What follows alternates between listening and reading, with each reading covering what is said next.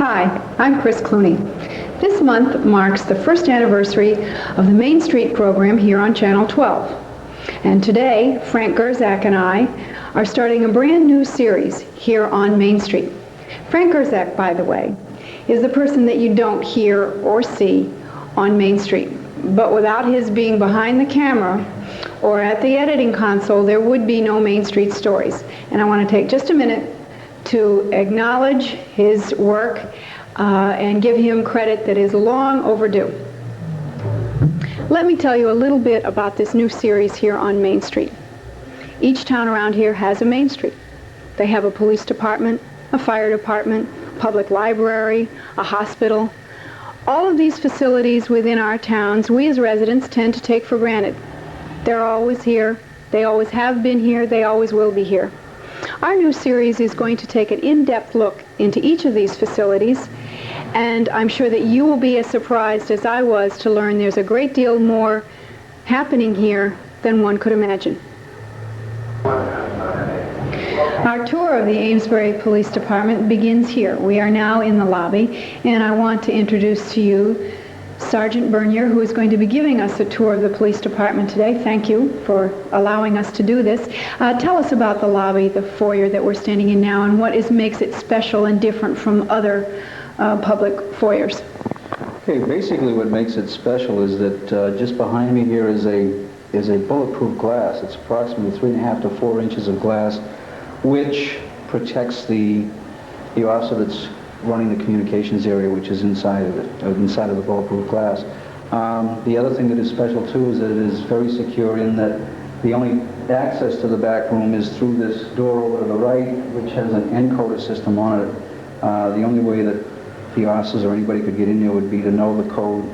They would have to punch in the code, and then they would be able to gain access to the rear room. Other than that, you have no access to the inner sanctum, as they call it.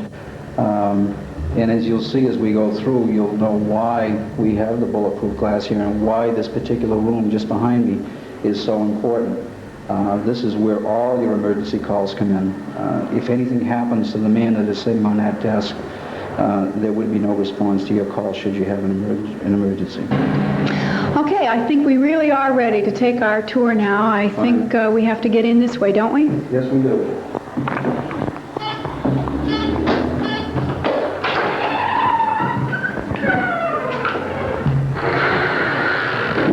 Right behind me over there. Sergeant Bernier and I are now in what is known as the squad room. Is that the correct term for this room? Yes, it is. And tell us what the function of this particular room is. Basically, the squad room is the place where the officers come in, type up their reports when they're coming off duty, or if they have follow-up investigations, they can sit down here and basically use the room to type their reports up. The squad room is also used, because of space problems, as a records room, and it is also used as an interrogation room. A lot of times you'll find officers in here that are typing up reports, people being interrogated, somebody looking for records, and needless to say, it's a multi-purpose room, but basically it was designed for the officers to sit down, type up their reports. The mail slots are in here. If there's any correspondence that comes in for the officers, the officer has a mail slot in here. Also used as an information room. We have a bulletin board in here. If there's any new notices or wants on people that come out, they're posted on the board. The officers avail themselves. They're supposed to check the boards when they come in to see if there's anything new, anything that's current that's come up. So basically, it's a multi-purpose room. It was called the squad room when it was put in, but it's a multi-purpose room. You had mentioned earlier about the officers. Can you tell us, now would be a good time to talk about the people that comprise the police department here in Amesbury? Yes, we have a chief of police. We have 5 sergeants. We have 18 full-time patrolmen right now and 4 reserve officers.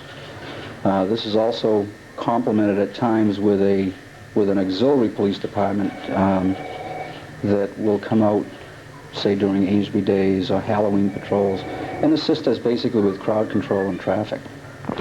When I was here earlier speaking to Sergeant Fournier last week, he mentioned that the sergeants here, in addition to the duties that they have on a regular basis, have some special areas of expertise. Can you tell us a little bit about that? Yes, we have a couple of sergeants on the department that are assigned to fire investigation. They receive. That used to be called?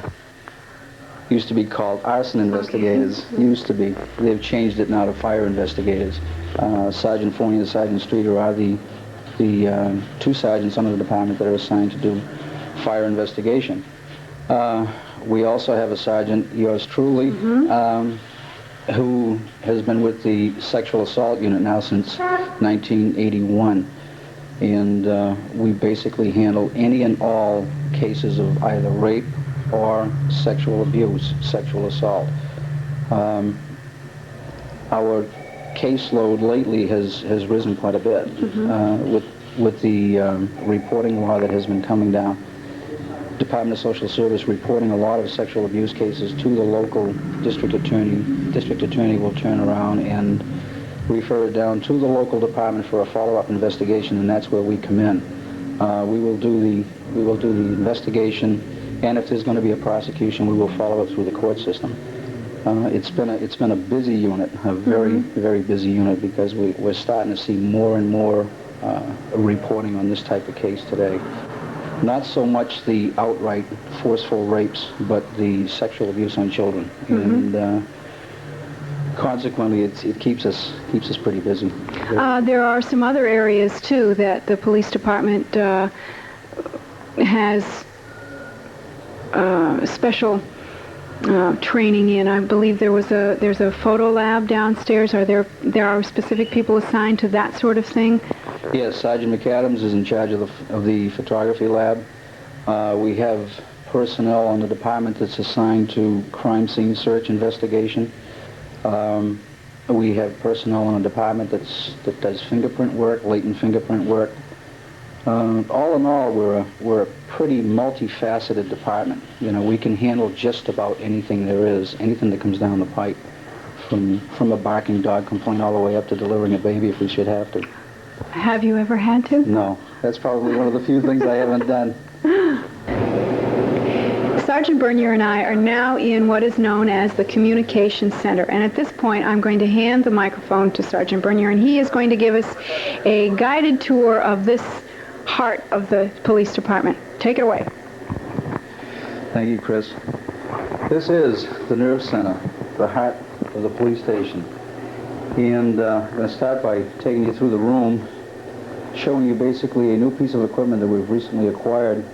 It's a tape machine which tapes all incoming emergency telephone calls and also all radio communications between the station and the cruisers. The reason we have two spools of tape is that if the top one should run out, when we put the top one on the bottom, then you have a backup system so that you don't lose any type of conversation, because as you all know, an emergency call could come in at any time, so that we always have that conversation on tape should we need it. We're going to move. Can you tell us the purposes of having conversations taped in the first place? Yeah, big reason for taping conversations is if you should run into a situation where you have an emergency call and the person who calls you up could be very excited. You didn't quite make out what the name was, or you didn't make out what the address was. You've got the playback capability of saying, where did this happen? I really didn't catch it. A lot of people have a tendency to call an emergency, give you a quick, I need the police, and hang up on you. Or I need the police at such and such, and then hang up on you. They gave you the address, but you didn't catch it. So therefore, with the playback capability, we can play it back and find out where to respond on that particular emergency. So it's a very good piece of equipment. I'm going to move around the room now a little bit. Okay, up to my left over here is the video recorder. Okay, this is used basically when prisoners are brought in. We have a video recording capability whereby we can monitor the action out in the guard room. I don't know if we've mentioned it before or not, but the guard room where the prisoners are brought in, or the booking room as they call it, is on the other side of the station. This way here we can videotape what is going on outside, and it can also be used, the tape can also be used, okay, especially on drunken driving arrest, for videotape. Can be used up in court, can be used as evidence in court. Okay, the phone banks to my left over here, okay, are basically direct line communications with different spots in town. At the Lake Gardner, direct line to the guard shack at Lake Gardner, the swimming area. This gives us access to the lifeguards in the summertime. Should there be an emergency, they don't have to bother running to a telephone. They can just pick up the phone and they've got a direct line of communication with the police station. The next line is the Heritage Towers telephone. This telephone is in the elevators over at Heritage Towers. There are a lot of times where some of our senior citizens have either locked their keys out or have been stranded for one reason or another, and they need some police assistance. This gives them a direct line right to the police station, and we're able to respond there very quickly. The next line is a direct line of communication. It's an intercom between here and the fire station. There are times when emergencies come in that we don't have time to dial the phone out. This way here we can just pick up the phone, push a button, the intercom goes off at the fire station, and we're able to get a response from them a lot quicker than going through the phone lines. The other phone, the yellow phone, is basically an alarm phone. People have alarms in their houses that come in over the telephone lines, and if they're going to do this, if they're going to set up an alarm that's going to come in over the telephone lines, rather than tie up our emergency lines, this way here we have a separate line where these alarms are tapped into, and that would be the phone that they come in through. The next thing you have is basically your emergency phones. Amesbury Police Department has two emergency lines, the 1212 line and the 1213 line. We have a non-emergency phone, which is a 388-1217 line. So basically we have three telephone lines coming into the police station. Now we're moving right around to the, basically the communications. Police radio, okay? Amesbury Police Department has a direct line of communications with the area towns of Merrimack, Salisbury, Newbury, West Newbury, basically all the towns that abut the town of Amesbury we have radio communication with. Just above the radio head is what they call an encoder. This allows us to use a paging system. Presently we have several pages that are out with different people. If somebody should be needed and he's out of town or something like that, we can use the encoder and page them. This way here they will call back to the police station. Up the top is part of the tape system that we discussed earlier, which is an immediate recall on 2 or 3 calls back on the emergency lines. If we wanted to get back, we don't have to go back to the tape recorder. We can just push the buttons over here. We can get approximately 2 or 3 calls back. Moving around to the right, you have your clock, your time clock. Up to the top is a CB radio. There are times when we'll get calls that there is a CB transmitting on channel 19, which I believe is the emergency channel, and looking for some type of assistance. This gives us the capability of communicating with these people. Normally we do not keep the radio on at all times, only if it's required. Just below the radio, and probably hidden a little bit, is a monitor which gives us the capability of monitoring the fire department ambulance to the hospital emergency room, area towns which are over the border, Seabrook, New Hampshire, Hampton, Exeter. This allows us to monitor the police communications up there. If there should be an emergency coming our way, this gives us the capability of knowing in advance that they're heading down our way and we could possibly go out and assist them. The bank of speakers basically are all tied into your police radio and other types of radios. We also have what they call a police fire base and a DPW fire base radio. This allows us direct communication over the fire frequency with the fire department apparatus. Okay, if we have to, we can communicate with them directly. We also have direct communication with the DPW radio frequency. DPW operates on a different frequency than the Amesbury Police Department. However, there are times where we have to coordinate efforts on a certain type of an emergency. This gives us direct access to their mobile units. Just to the right of that is a fairly new piece of equipment. We've had it for approximately a little over a year now. It's the cell monitoring system. Probably one of the best pieces of equipment that the town has ever purchased. With the increase in suicides, and I'm sure that everybody has read about it in the newspaper. This has definitely been an asset to us. We have the capability of monitoring our four-cell block, okay? This way here, if you have a person who's inclined to commit suicide, or if he's got any intentions on doing so, the operator of the communications area can see what is going on at all times. You have a scan facility. I know there are two screens here, but you have a scan facility on this particular piece of equipment whereby you would scan cell 1, cell 2, cell 3, cell 4, depending on how many people you have locked up. The top monitor is also tied into the system. This gives the communications room operator a chance to see the booking procedure. When somebody is brought in, he's able to monitor what is going on out in the booking room. As I said earlier, there is a difference in space from where the communications is in the booking area. It's completely on the other side of the station. So this way here, if there should be trouble, the communications officer can get out there and render some type of assistance. Okay, next we have the computer system. Okay, this computer system is tied up with a local computer in Boston, which is called the Leaps computer, and it is also caught up with a national computer, which is the NCIC computer. With this piece of equipment, we are able to communicate with local police agencies, statewide police agencies, and also interstate, and even at times we can go out of the country. It does have that capability. I have seen times where we've needed a listing on an Alaska registered car. Alaska is a considerable amount of distance from the town of Amesbury. And I've seen times where I've put the information into the computer, and within 7 to 10 seconds I've had an answer as to who the car was registered to. So it's very, very fast and very efficient. We also have, with the computer, capabilities of finding out if somebody was wanted on a fugitive warrant. Say somebody was wanted out in the state of California. Just by punching the proper information into the computer, we can get an answer back in probably around 10 seconds as to whether this fellow is wanted.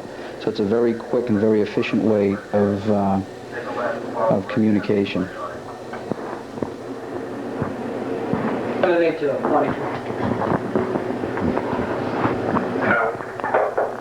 Code 23. Okay, now what we're looking at is the juvenile detention cell. Every police station has to have a separate facility to lock up juveniles.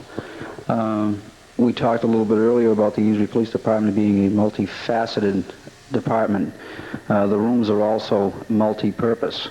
This room also is used for the female lockup. As you can see, the windows have a grating across them, unlike the bars that you would have in a normal cell block. As you go around to the right of the room, you can see there is a bunk. Probably not exactly the Holiday Inn, but it's a bunk where they can lay down and sleep. Department has to have these separate facilities. The juveniles have to be kept segregated from the adult population, the adult lockup population, if you should have a juvenile locked up. Okay, what we're filming now is cell number 2, which would be, I guess you'd call it the executive suite.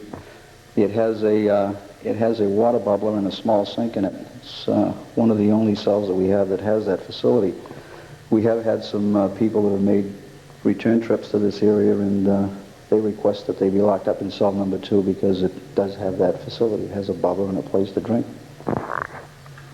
Okay, on the wall is a notice of rights for people that are brought in under protective custody. Basically what it tells them is that it informs them that pursuant to Chapter 111B of Section 8, that they have a right to request and be administered a breathalyzer test. And if they're going to be held into protective custody, they also have a right to make one telephone call at their own expense and on their own behalf.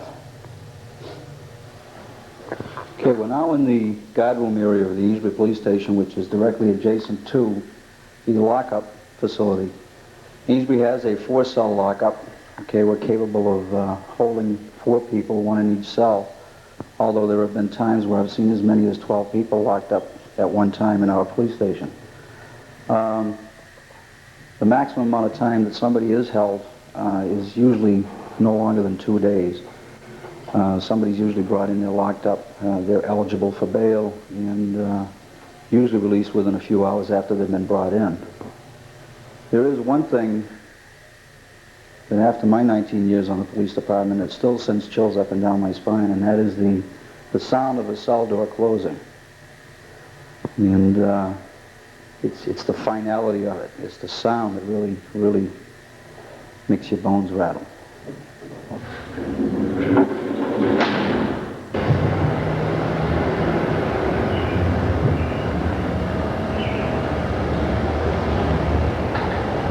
This completes our tour of the Amesbury Police Department. It has been an eye-opening experience for me, and I'm sure that you have learned something as well. There are several people that I want to thank. First of all, Chief Cronin, who allowed us to come in and take some time away from his police officers. I want to thank Sergeant Fournier, who did the background work with me last week. I especially want to thank Sergeant Bernier for taking time to show us through the entire department today. In addition to that, I want to thank Frank Gurczak, who was on the other side of the camera. I want to thank you for joining us, and we'll see you next time on Main Street.